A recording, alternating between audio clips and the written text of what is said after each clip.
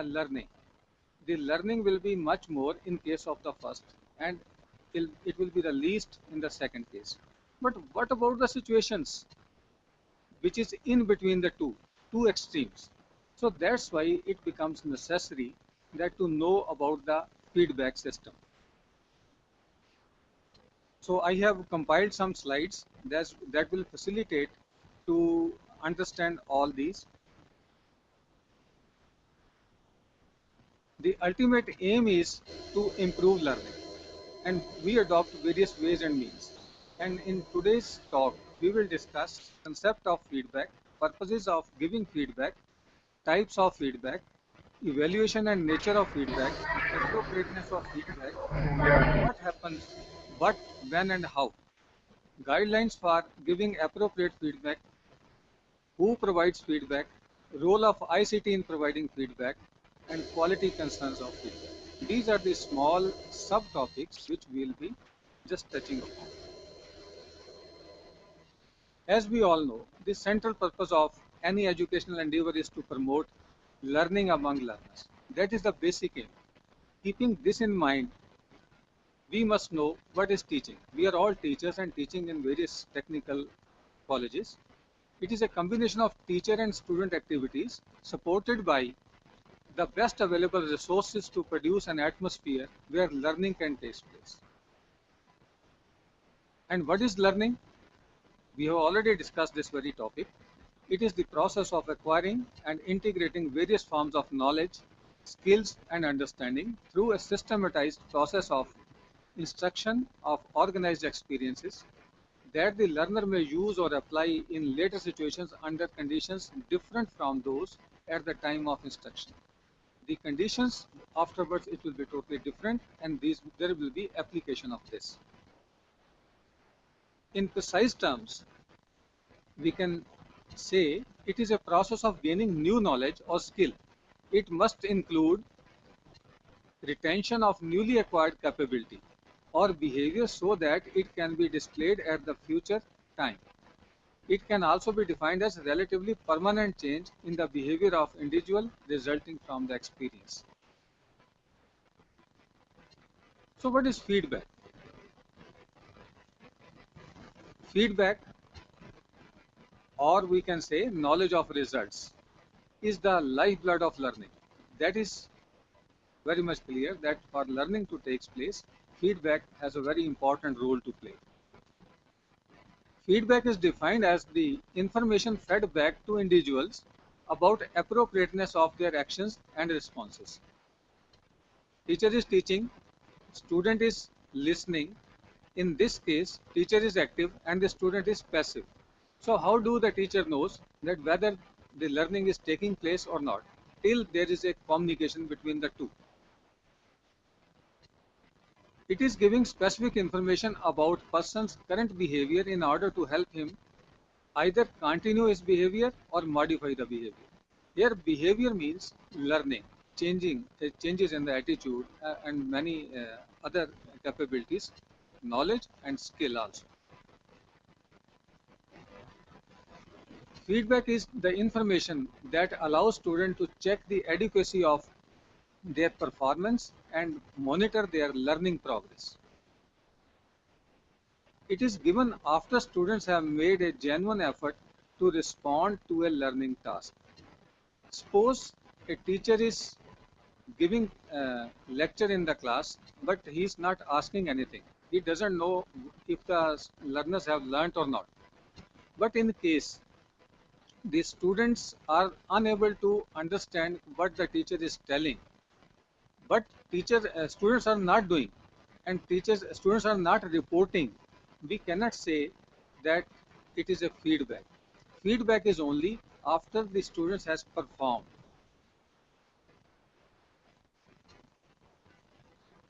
Feedback is a part of normal communication process and serves as a regulatory function. It regulates teaching learning process.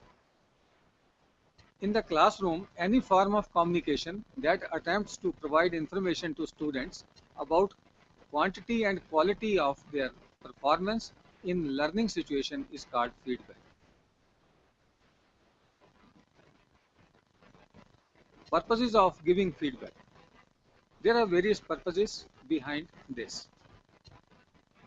It explains what the students have done. It clarifies certain doubts, informs and describes,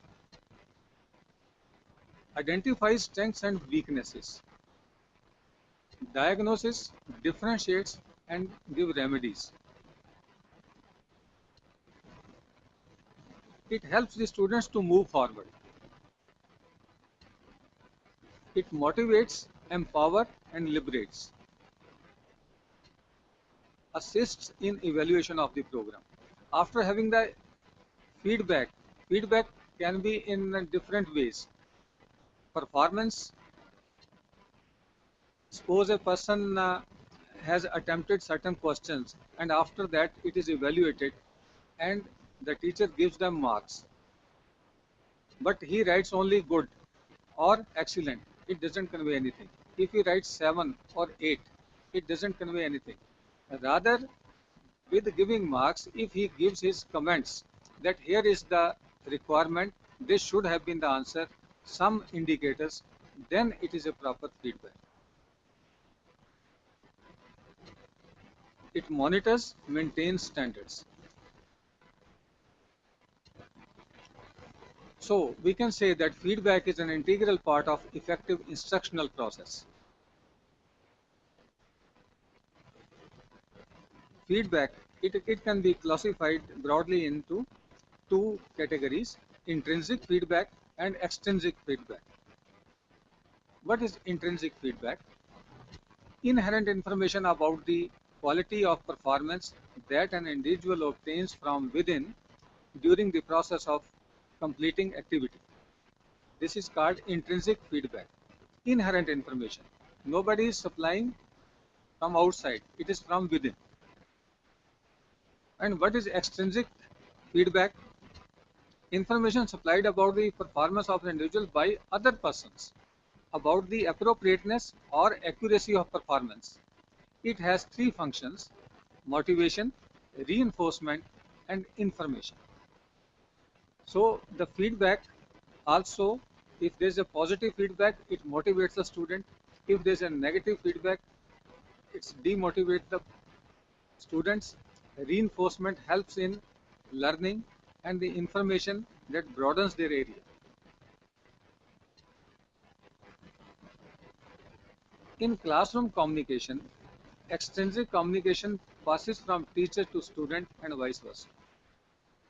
From teacher to inform students about responses.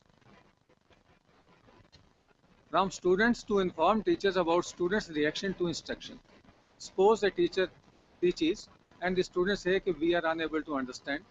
So this is a feedback from the students, or a particular concept. If they don't understand, they will tell to their teachers that please repeat again, or we are unable to understand.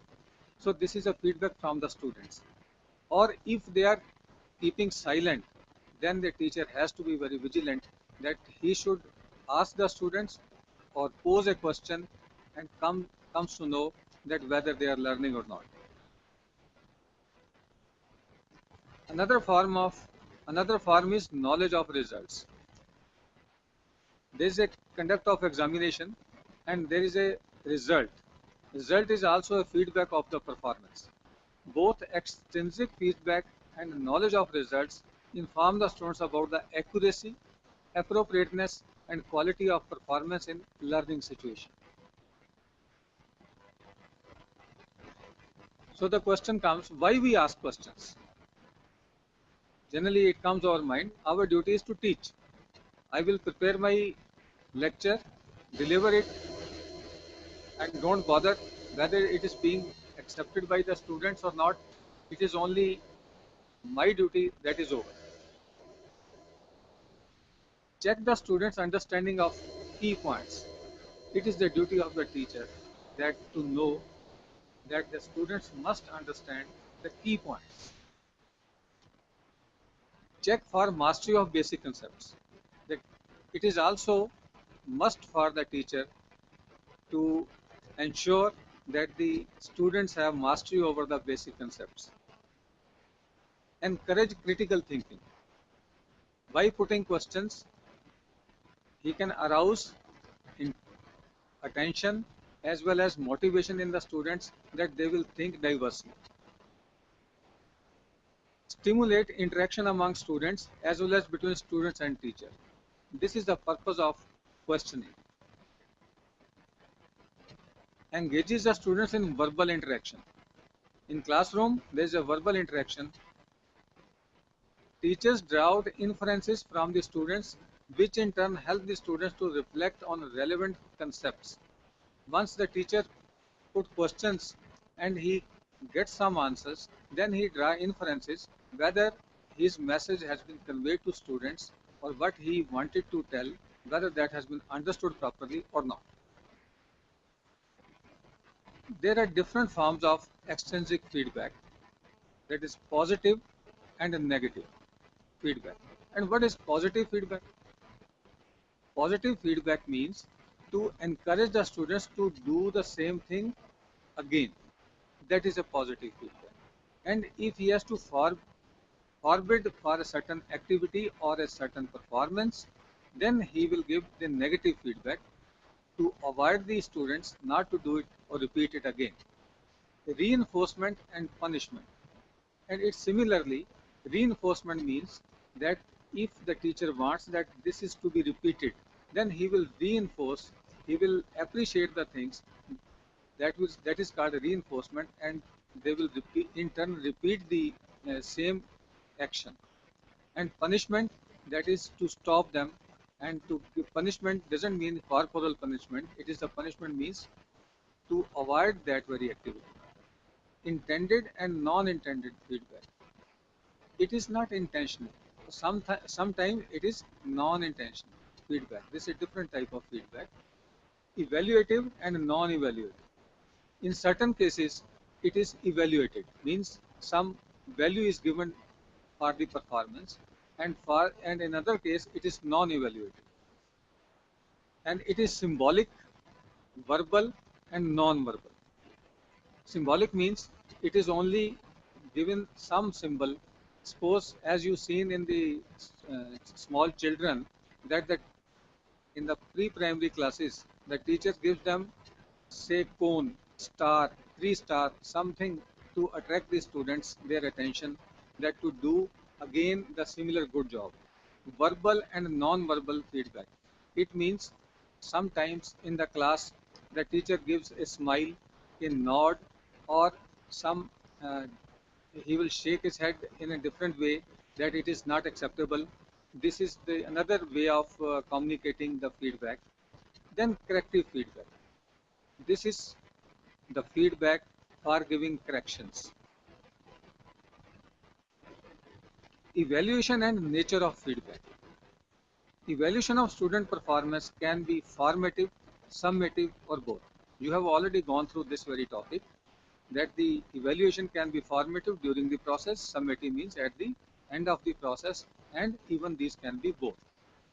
Formative assessment, in which it takes place during the instruction. Students receive feedback which should identify their strengths and weaknesses and also help them to develop strategies for improving their performance. Summative assessment is any assessment which counts towards the final grade, ranking, including both in final examination and formally assessed assignments. The type and amount of feedback will vary depending upon whether it is a formative or summative. Appropriateness of feedback. Our feedback should be appropriate. It should not be vague. The feedback should normally be written and contain structured comments appropriate to the nature of the assignment and the assessment criteria. For every assignment, there should be assessment criteria, as we studied in the case of rubrics. Such comments, whether positive or negative, should provide the basis of improvement and development by students. There must be comments. The appropriateness of the feedback depends on what, when, and how it is provided. I repeat this, the appropriateness of feedback depends on what, when, and how it is provided.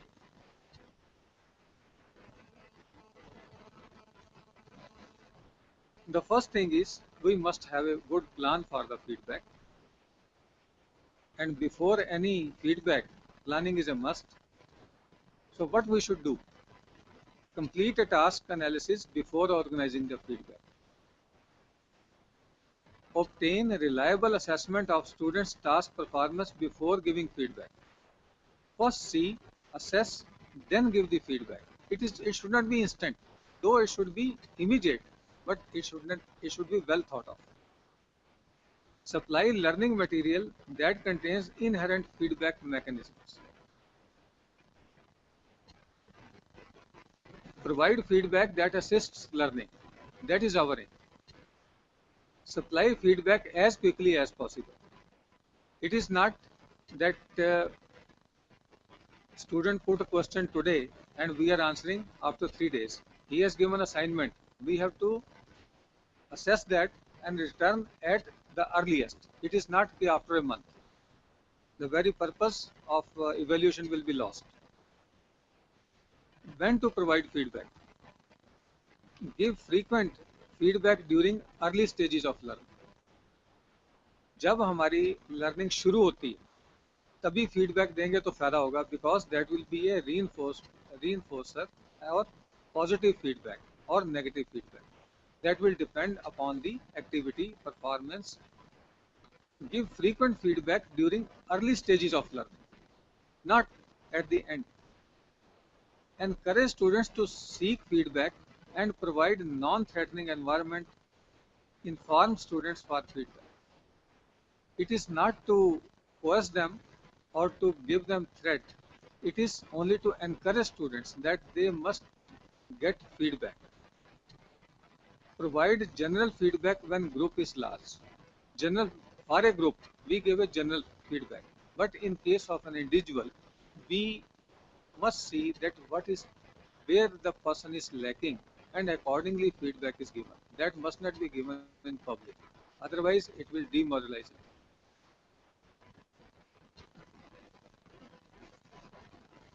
How to provide feedback? You are all teachers.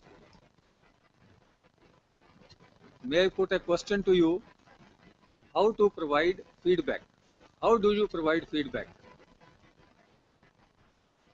Ganga Engineering College, do you provide feedback to your students?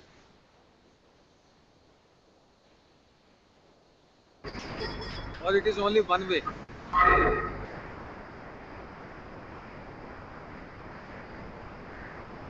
Are you hearing me? Yes, sir. We are hearing you. So how do you provide feedback to your students? Hello. Good morning, sir. Hello. Pardon? Good morning, sir. Yes, good morning. Can you hear me, sir? Yes, I am hearing you. Yeah. By discussing the topics in the class, teacher should ask intermittently the questions regarding that topic to the students. What else? What else? But generally, I have visited some of the colleges. Teacher can ask the students to relate it to their daily life experiences, like that, so that the students are involved and they will be doing active thinking on that particular subject. And there is a question between student and the teacher. Do the students ask questions? Student ask questions. Actually, sir, according to my experience, it is seldom they ask, but you have to activate them. You have to ask them questions. You have to involve them into the discussion. Or that is my point to ask. In your college, do you allow the students to ask questions? Yes. Them to ask questions? When I go to my class, I ask them if any idiotic question comes to your mind, you are free to ask At the end of the lecture or in between? in the starting of the session. Starting of the session. Yes, How sir. the question will come? Once you teach something, then the question will crop up.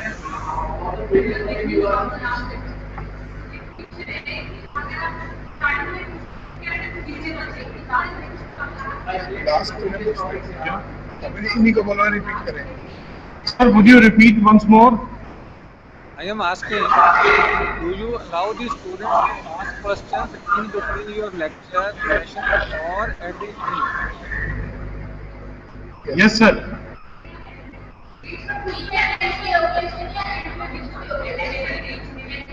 No, sir. I start sometimes I ask the student question in between and at the end of the lecture. How many students ask questions? How many questions asked? That depends on the topic, sir. Okay. So, what I know a little, I will let you know. Feedback can be oral and written. Okay, thanks. Thank you. Thank you, sir. Feedback can be oral or in the written form. Written feedback is long lasting. Suppose a teacher gives comments on his assignment, that will be everlasting. Suppose he speaks something, it will be forgotten. Give feedback in small groups having similar difficulties. Be supportive and encouraging. Provide feedback for the task and not for the personal qualities. Sometimes the teacher would start praising a student. That is not the requirement. Requirement is to provide feedback on the task, performance, or what he has performed. Avoid generic symbols. Begin with positive comment. Always, even if we have to give negative feedback, start with a positive comment. Very good, you have done well. Then tell the deficiency where he has to improve upon. Use a general feedback sheet. Give constructive information about strength and weakness. Constructive information, it should not be vague. Provide suggestions for improvement.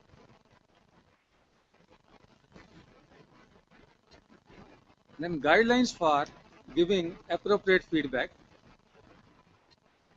Be descriptive rather than evaluative. It is not only giving 8 out of 10 or writing excellent. Give comments along with. That is the requirement.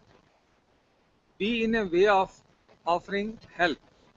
Always just like a helping hand. Give corrective measures, corrective mechanism. Ensure clear communication. Suppose a student doesn't understand or a student's question is not understood properly, restate feedback for proper understanding. Be solicited rather than imposed.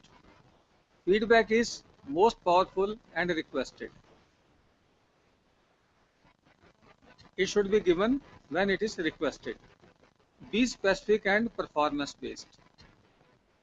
Based on observable behavior. So our feedback should be very specific and performance based. Be well timed. Provide immediate feedback. There should not be delay. Balance negative and positive comments. We must be very careful in giving comments because the tender minds will get hurt with our negative comments. Positive comments for confidence. To enhance their confidence, give positive comments. Be specific rather than general. Avoid general comments. जैसे कि हम class में कहते हैं कि भाई आप सब वीक हो, ऐसे नहीं कहना. उनको बोले को particular point, this needs to be little improved. Avoid general comments indicating value judgment. take care the needs of both the receiver and the giver of the input. Feedback should ensure sharing of information, not overload the students. Try to be very brief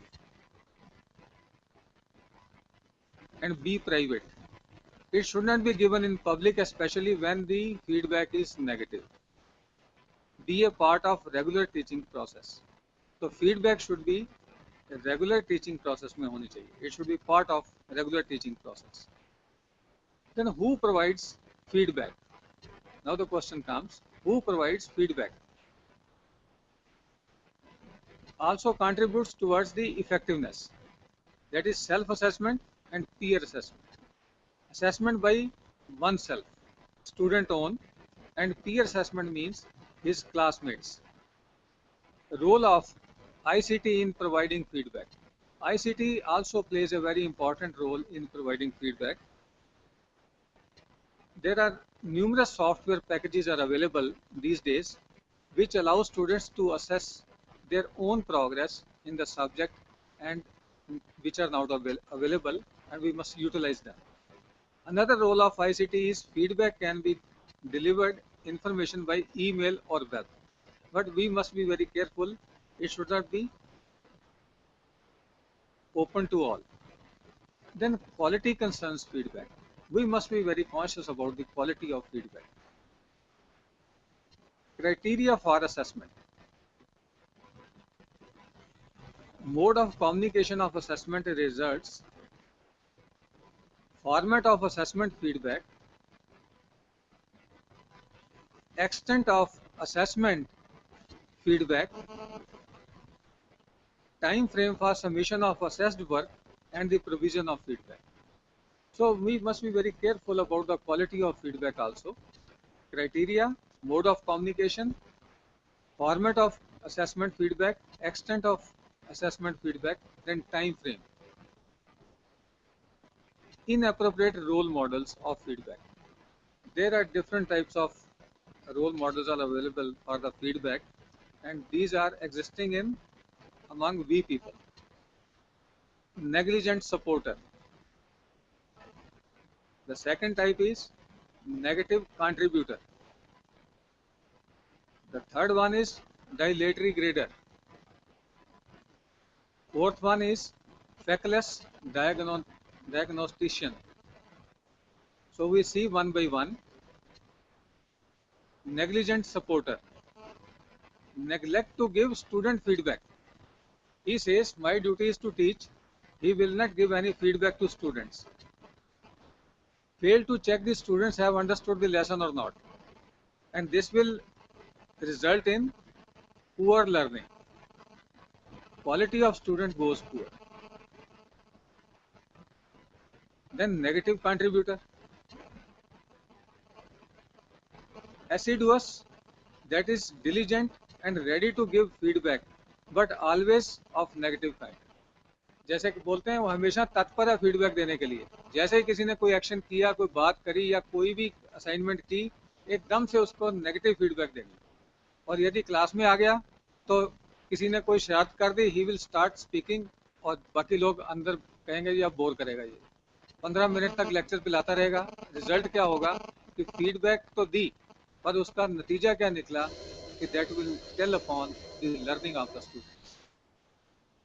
He is intelligent, ready to give feedback, but the point is he is negative all the time.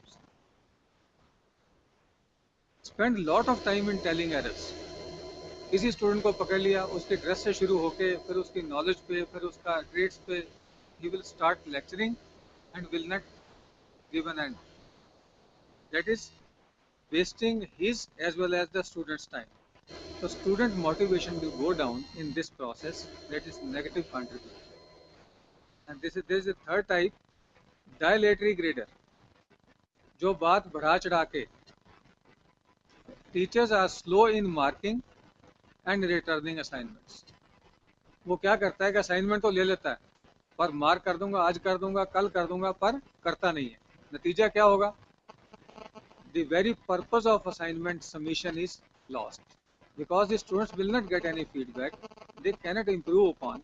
They will improve only once they get the feedback. Grades, comments, they give are of little help to the students. जो उनको grade दिए जाते हैं और या comment दिए जाते हैं, they are of little help to students. Unable to take advantage of the feedback. जो छोटी मोटी फीडबैक दी भी, उसका भी कोई फायदा नहीं. There is another feckless diagnosticians. ये हैं weak. Teachers have inadequate knowledge of students' problem. Being a teacher, one must be capable or competent enough that he or she must be able to understand the difficulties of the learner. Till he doesn't understand, he will have n number of problems. So they have got the inadequate knowledge of students' problem and unable to provide correctives. तो result क्या होगा? Reluctance to modify their teaching style. और उनका style क्या है कि मैंने तो अपना चेंज नहीं करना, मैं तो ऐसे ही पढ़ाऊंगा.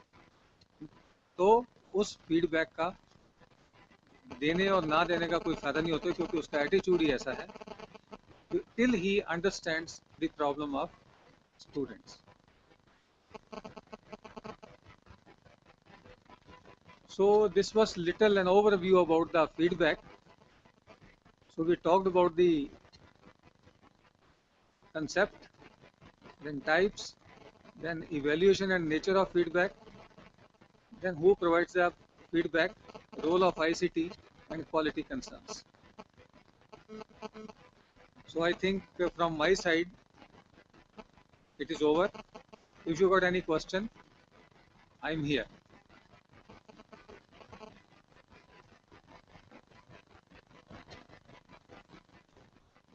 Any question, please?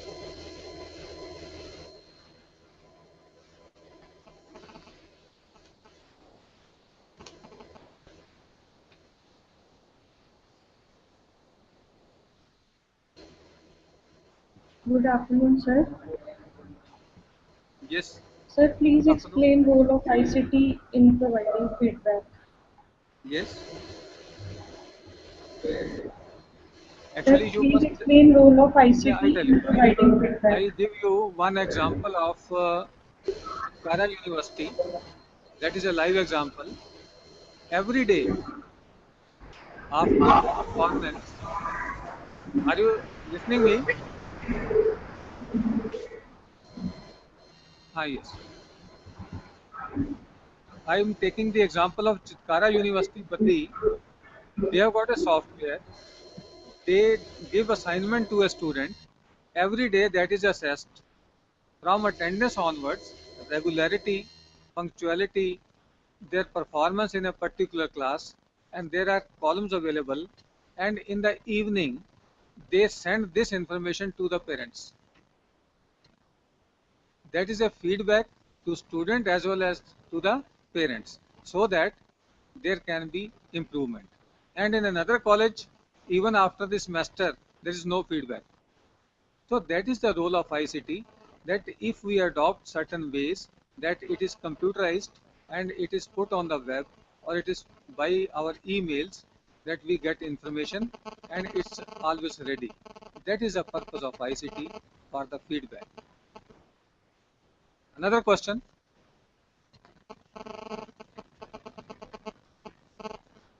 Anybody else?